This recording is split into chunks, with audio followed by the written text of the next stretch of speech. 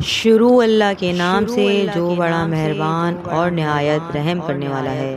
حضرت زینب سلام اللہ علیہ نے یزید کے دربار میں اپنے خطبے میں فرمایا: اے یزید، تمہارا کیا خیال ہے کہ تم نے ہم پر زمین و آسمان کو تنگ کر دیا اور ہم کو قید کر کے رسوا کر دیا؟